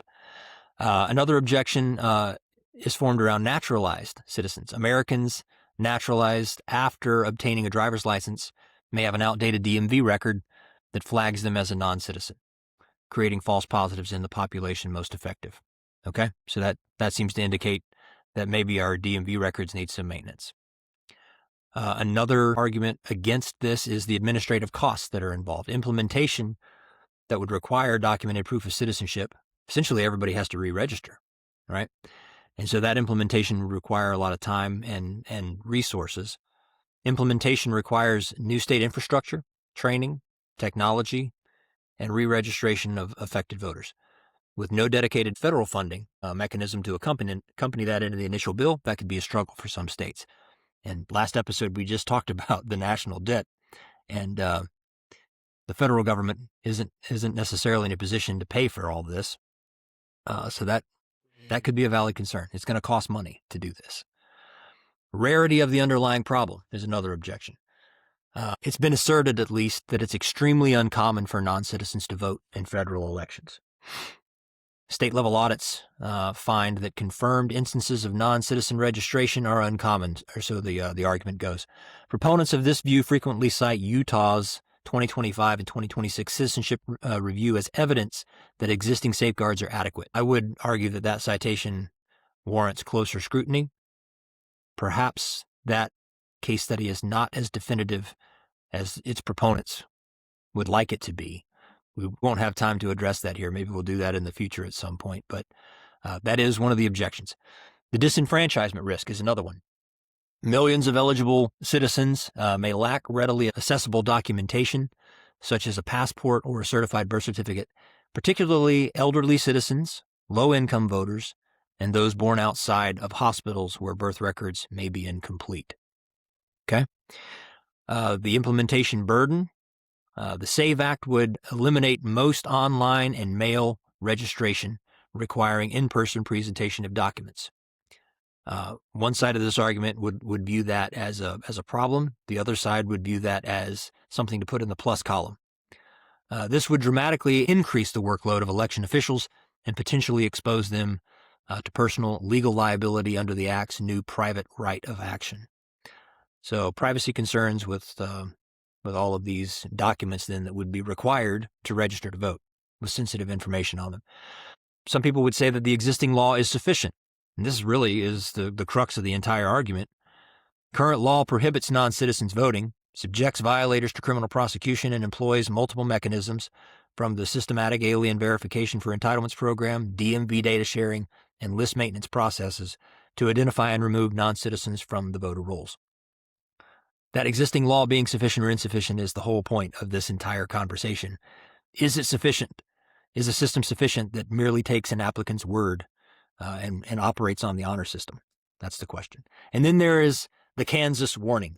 So we said before, Kansas tried to implement this several years ago, requiring documented proof of citizenship. And as a result, it blocked over 30,000 potential registrants over a 2-year period. And then later, as that was contested in court, we already talked about those court cases, officials then conceded in court that over 99% of those blocked were eligible citizens. NBC News highlighted many of these concerns and even interviewed one of those U.S. citizens in Kansas that was blocked from voting. Check this out.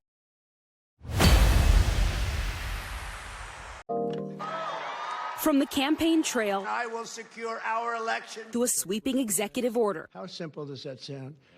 Proof of citizenship, voter ID, one day voting and paper ballots. President Trump plans to reshape federal elections with a voter ID requirement. Voters in Wisconsin passed a Republican-led effort to enshrine voter ID in the state's constitution, too. And in Congress, GOP reps, along with 4 Democrats, passed the SAVE Act, which would require proof of citizenship to vote in federal elections. A movement fueled in part by Donald Trump's 2020 election loss and the false claim that American elections have been tainted by widespread fraud. But in Kansas, voters are experiencing deja vu and warning the rest of the country of what could come. The state tried a proof of citizenship law over a decade ago, and for some, it was a fiasco. Nobody at the time had asked me for any additional proof. Tad Stricker is a U.S. citizen. In 2014, he moved to Kansas for work, prepared to start a family, and quickly registered to vote. They just said, "Do you want to register to vote?" And I said, "Absolutely." Months later on Election Day, he waited in line only to find out he wasn't registered and could only cast a provisional ballot. So you didn't get any phone calls, no letter in the mail saying, hey, this is what's going on, you are not on the rolls? No, there was absolutely no communication. Stricker was purged from the Kansas voter rolls, and his ballot never counted after a 2011 state law that mandated proof of citizenship for anyone registering to vote, meaning voters had to present documents like a passport or birth certificate. It was humiliating. It was almost like I was being treated that I did something wrong, and I had no idea what was going on at the time. The ACLU represented Stricker and other residents going up against Chris Kobach, then the Secretary of State, now a Trump ally. He was a household name as an architect of election security measures and the push to keep undocumented immigrants from voting. Those studies show they almost never do. Not only was it almost unanimous among Republican legislators, more than 2/3 of Democrat legislators voted for our election security law. A federal judge found 12.4% of eligible Kansans who tried to register between 2013 and 2015 were blocked, about 31,000 voters. Kobach's team says that 94% of those people ultimately proved their citizenship and got on the rolls, and says his team identified 44 non-citizens who had improperly registered, but most of them did not attempt to vote, and those incidents spanned several election cycles. Still, it sounds like a couple dozen people on one side. 44, yeah, 44 people, several thousand, maybe tens of thousands of people who at minimum had to go through further hurdles in order to exercise their right to vote. Tens of thousands of people or who were had to go potentially unable to participate in an election. No, tens of thousands of people whose registration wasn't complete. Is it your view, though, that it's okay to lose a certain number of legitimate voters in a cycle if it means you've made sure that absolutely no non-citizens even had the chance to attempt to vote? I think it's incorrect to say that you've lost the opportunity for the U.S. citizens to vote. there are always requirements to vote. So you could say, well, any state that has any registration requirement is imposing a hurdle and is denying someone the opportunity to vote. In 2018, a federal judge struck down the proof of citizenship law, declaring it unconstitutional. Today, Kobach is the Kansas Attorney General. The problem is, this is like throwing out the baby with the bathwater. Attorney Mark Johnson worked with many of the plaintiffs. There were a significant number of people who were not being allowed to register to vote because they didn't have the piece of paper that the law required. Did those numbers shock you at the time? Stunning. Absolutely stunning. A 2023 study found that nearly 10% of voting age U.S. citizens, some 21 million people, cannot readily access proof of citizenship. About half of Americans don't have a passport. Some don't have copies of their documents, often lost or destroyed. What do you think the impact could look like at a national level? Millions of people who should be allowed to vote will not be allowed to vote. The Senate still needs to vote on the SAVE Act, its passage uncertain. But Trump's efforts are already getting legal pushback from Democratic attorneys general in 19 states filing suit. The White House telling NBC News in part, the Democrats continue to show their disdain for the Constitution. And it continues to show in their insane objections to the president's common sense executive actions to require proof of U.S. citizenship in an effort to protect the integrity of American elections. It did not respond to our questions about the Kansas law being struck down. Tad Stricker says he'll never miss out on an election again and warns that his experience is a cautionary tale. If this can happen to me, it can happen to anyone. So a couple of things to note, I think, in that clip. First, the reporter's bias, I think, comes through, subtly at least, in her assertion that the SAVE Act represents a movement, quote, fueled in part by President Trump's 2020 election loss and the false claims that American elections have been tainted by widespread fraud. So she kind of puts her thumb on the scale there and says that those claims were false. Unproven, I would say. Unproven is not the same thing as untrue, right, especially when the rules are such that election officials are prohibited from asking for the proof. Now, right, I'm not saying that President Trump's claims are true or false. My point is it's impossible to prove. Right. That is the problem in my mind. Even if it were true, you couldn't prove it under the current set of rules. Or at least it'd be very, very difficult. Yeah, and just a quick... Go ahead. Sorry, just a quick segue. And I mentioned earlier about the whole free speech aspect and importance of free speech in our country. And this is an example of if you were to claim or even say that you're not sure that it was disproven that there was widespread election fraud. First of all, how do you define widespread? That's very subjective. And then how do you determine, if one state would have gone another way? But to your point, to even ask the question publicly, the media establishment they're in lockstep in trying to shame people to even ask the question. Yeah. And that impedes free speech. And this is just kind of a larger point that something I personally have learned observing our culture especially the last 5 years or so with all this shaming, in an attempt to shut down speech. Shaming is also free speech, and I understand that. But as Americans, it's catch-22. I think we should try to kind of self-police what free speech means and to promote free speech and not to shut down free speech. Again, as long as you're not threatening somebody or whatever. But even trying to shut someone down or someone's opinion down by shaming them, but by even asking a legitimate question, because as you pointed out, you can't say that it's been proven that widespread election fraud has not happened. That has not been proven. It hasn't been proven in court that it has happened, but that doesn't mean it hasn't happened, and it doesn't mean it's not worth asking the question and trying to get that proof. And maybe the proof will bear out. We don't know which way it would go if everyone is given the opportunity to really get the data. And that's to one of your main points in this whole episode is it's been purposely made very, very difficult to get the evidence to prove either way. And that's a major problem. Yeah, and Chris Kobach made that point that the commission that he was appointed to by President Trump to look into these issues, that's getting all of this opposition. It was in that interview. He said, if it turns out, we do this deep dive and we find nothing, we can all take comfort in the fact and rest easier that everything's good to go. But again, I would,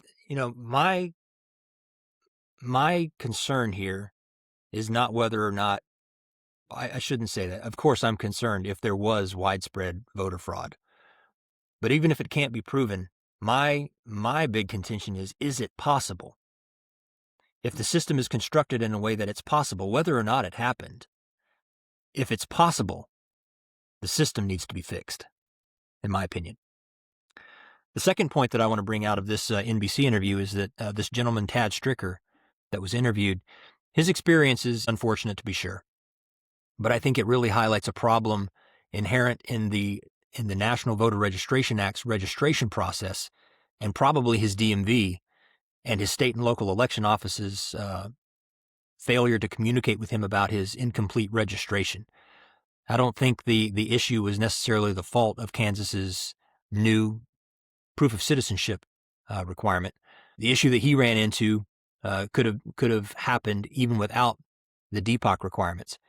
Any portion of even the previously accepted registration form, had it been left incomplete, maybe he put the last four of his social security number instead of the full social security number.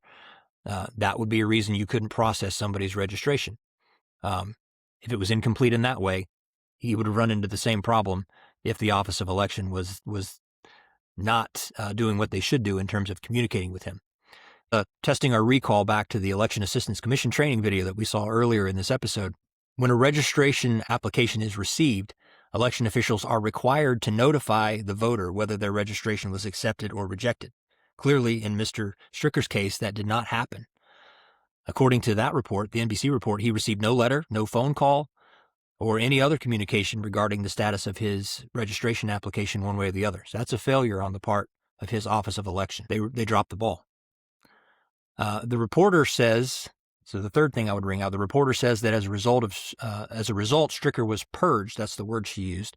He was purged from the voter rolls.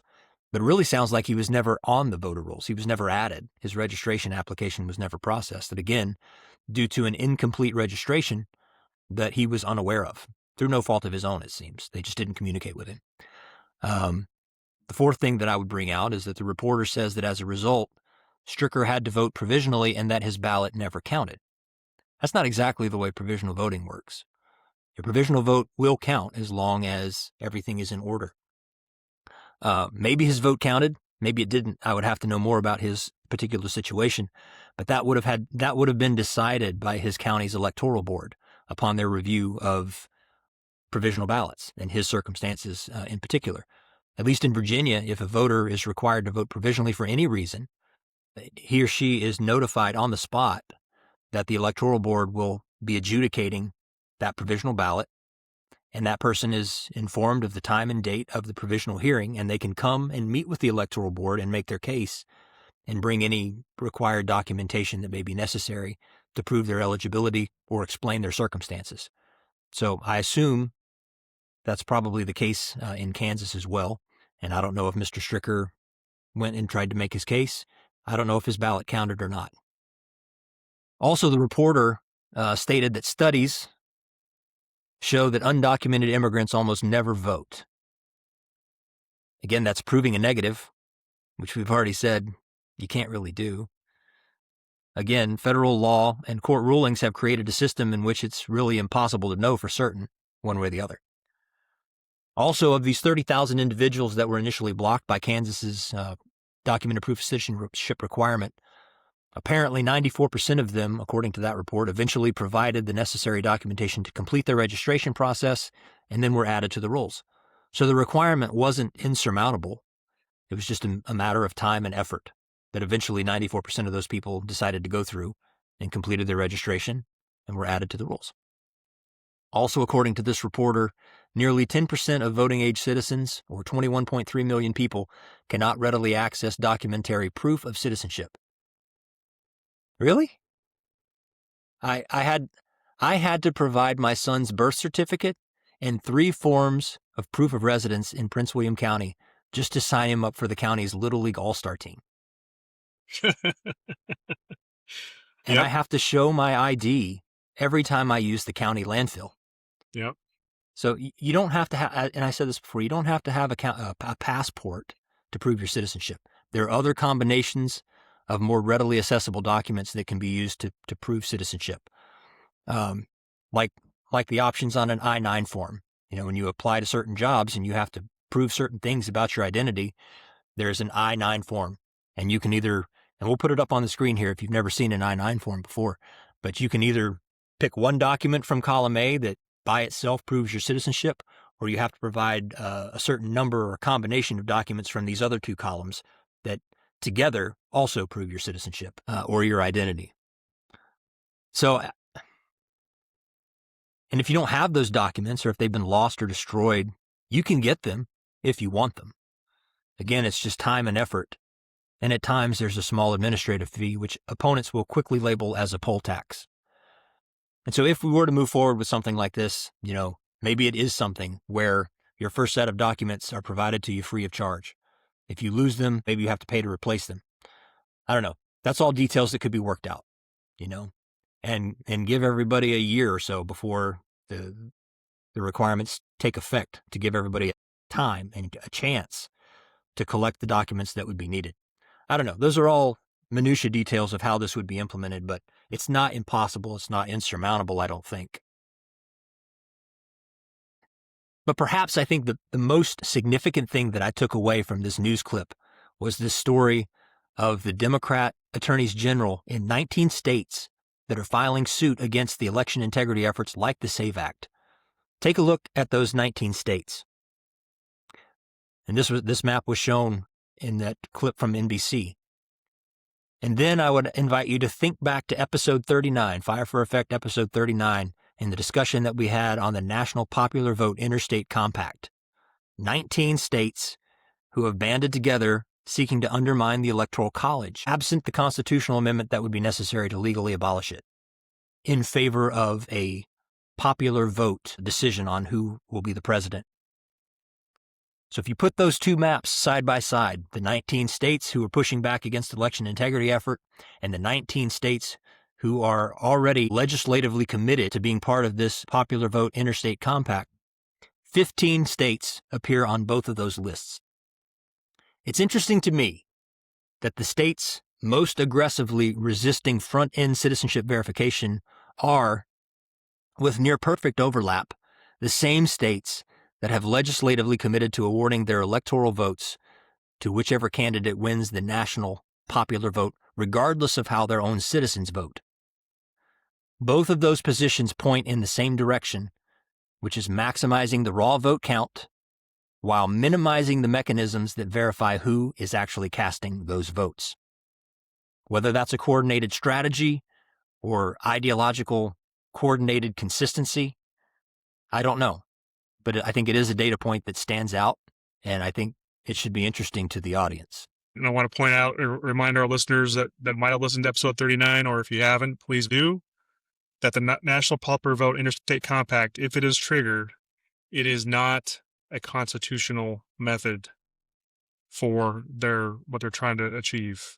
It's explicitly written in the Constitution that there should not be any interstate compacts, and that's what this is. Versus methods like Article 5 Convention of States and the regular amendment process are the 2 processes to change something like this through constitutional means.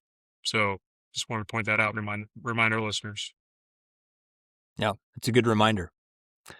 There's a right and a wrong way to do everything, and the constitutional way is the right way. But this overlap between these 2 maps, I think, leads to an important observation.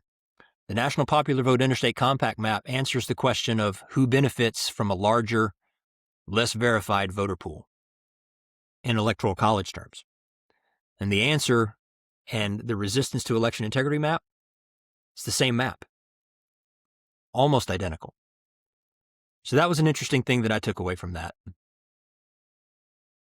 So before we get to our next section, I wanted to correct something I said earlier in this episode. I off the top of my head, I said that the average percentage of eligible voters that vote in a presidential election is around 40%.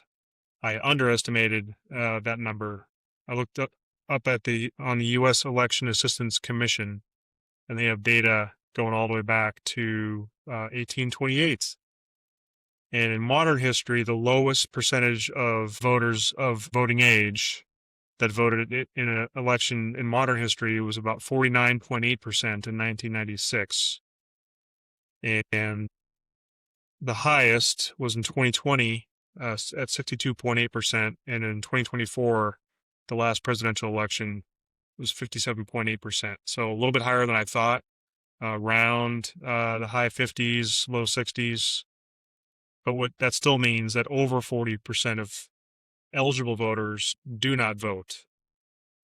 And that's a travesty. And again, I think election integrity is one of the reasons why.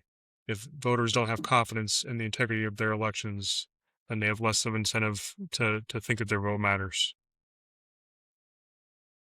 Yeah. And I think, hopefully, as we've demonstrated throughout this episode, the current system doesn't provide front-end checks. To the extent that there is the ability to detect and clean voter rolls, it's all after the fact. Instead of guarding the gate, we essentially release everybody into the wild, and then we try to track down, people who shouldn't have come through the gate in the first place after the fact. And it becomes very, very difficult, especially when you can't ask certain questions or demand certain documentation. And that's precisely the kind of systematic and systemic vulnerability that frustrates citizens who follow the rules and observe that enforcement mechanisms meant to protect those rules are riddled with gaps.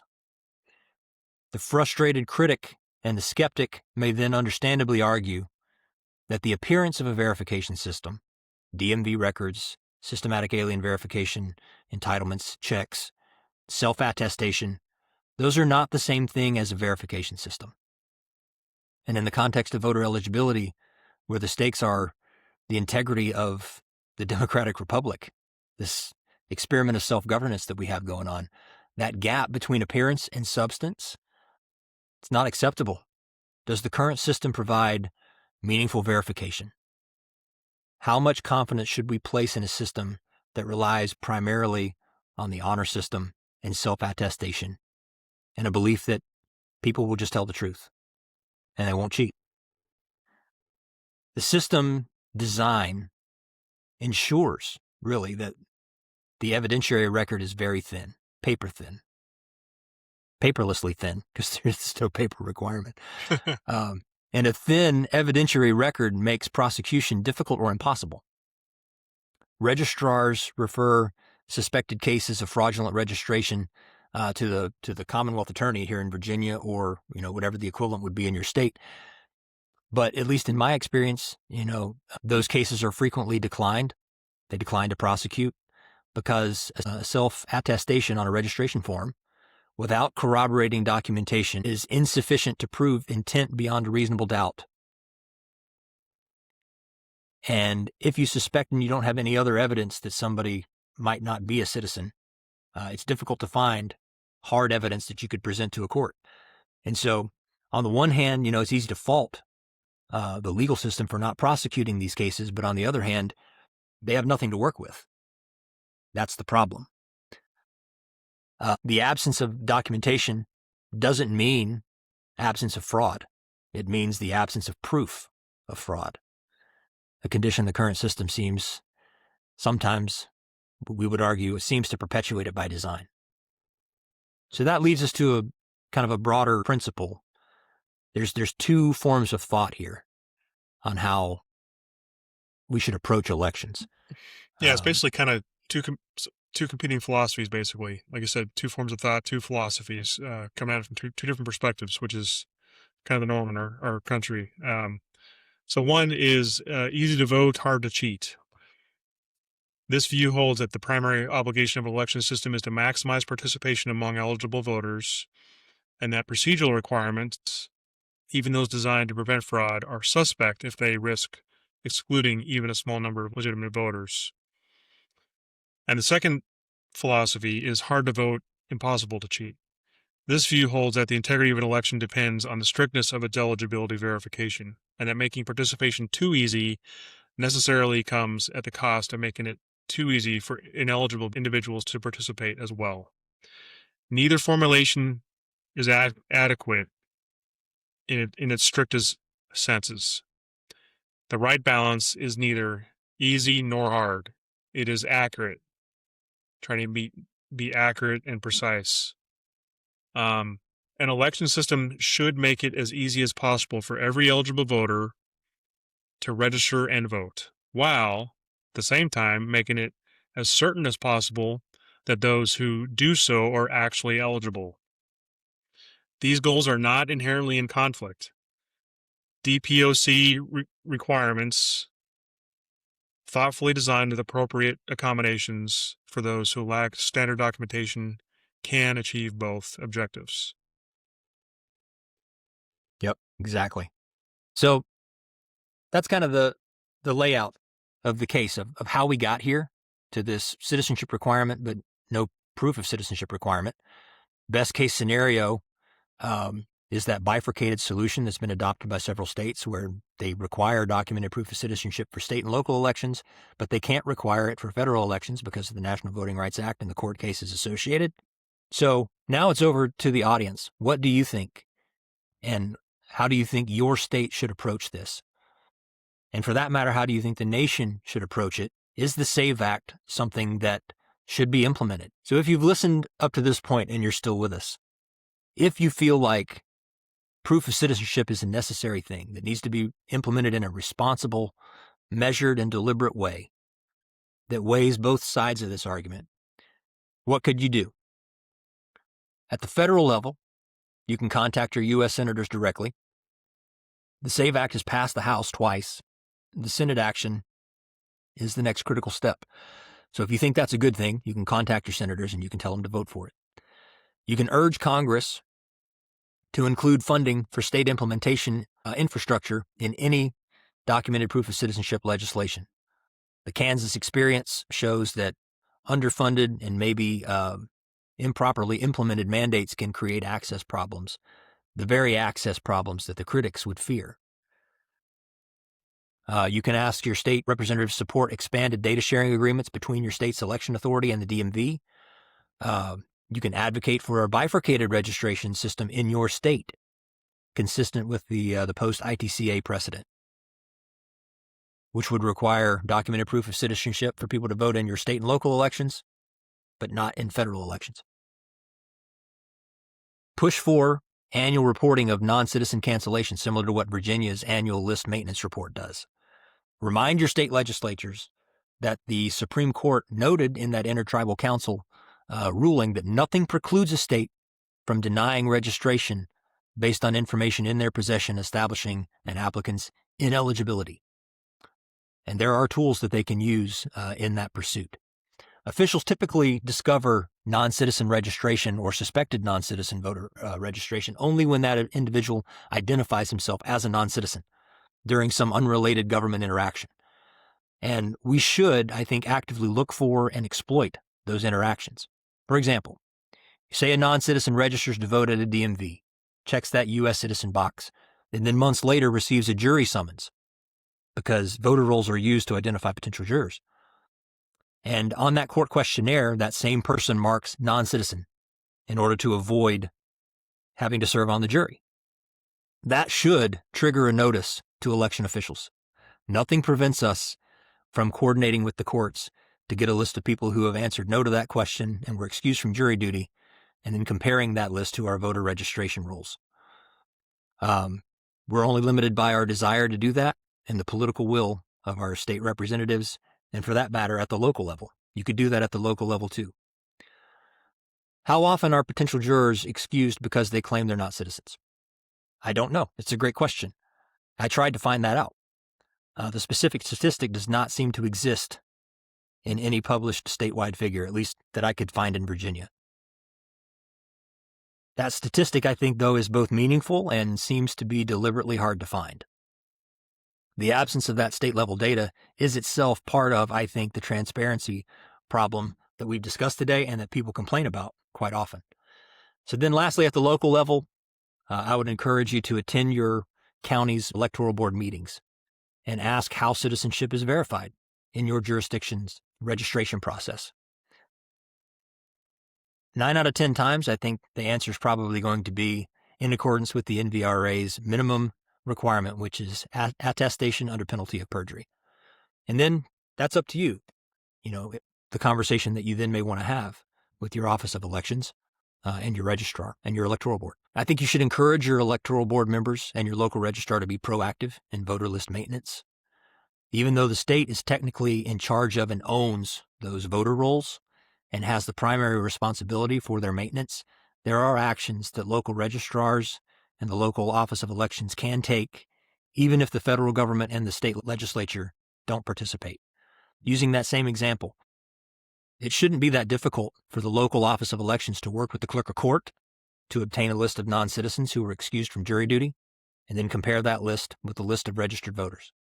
Any individual who is on both lists is suspect and should be investigated and potentially prosecuted if it turns out that they're actually not a citizen. Or actually, they should be prosecuted either way, either for fraudulently registering to vote or for lying to the court and saying that they're not a citizen and just in order to duck jury duty. Again, nothing prevents us from doing that at the county level. One rebuttal that you might hear, though, from your local Office of Election might be that implementing this at the local level would be labor intensive for an already understaffed office. However, to that I would offer that if the system is tight, the number of people that appear on both of those lists should be very small, if not zero, in which case the workload is either negligible or non-existent.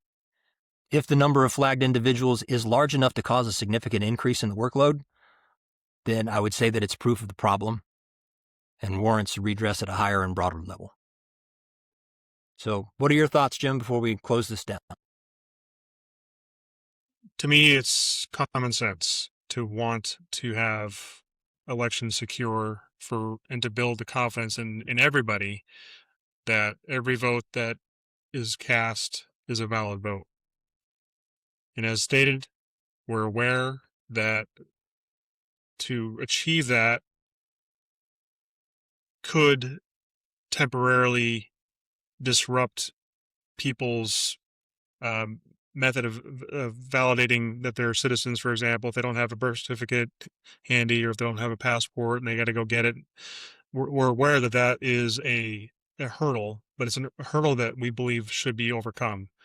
And if the SAVE Act passes, then it's a hurdle that some Americans will have to overcome. And once it's overcome, it's overcome. Now that they can prove themselves as citizens and they can vote securely, and that builds confidence in our elections, which is very, very important to represent every voter in America, so they know that their vote counts and matters.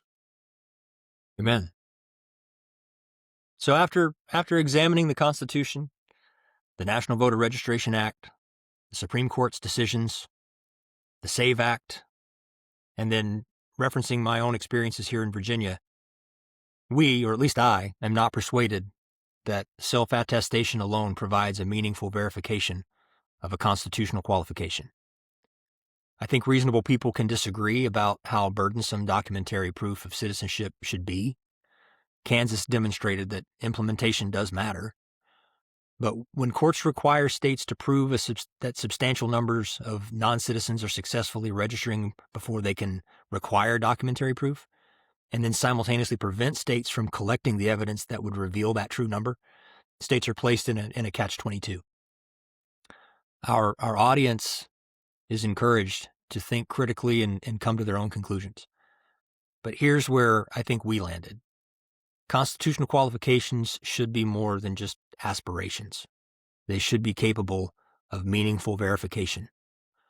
That doesn't mean that every proposal is wise. It doesn't mean that every proof of citizenship requirement is well designed.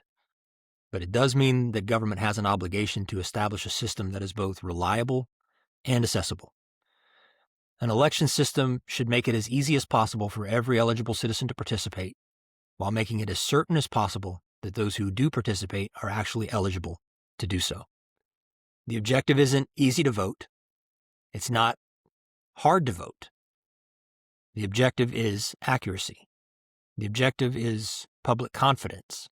The objective is a system that is both accessible and trustworthy. And I think that brings us to a deeper issue than voter registration forms, court cases, or even the SAVE Act.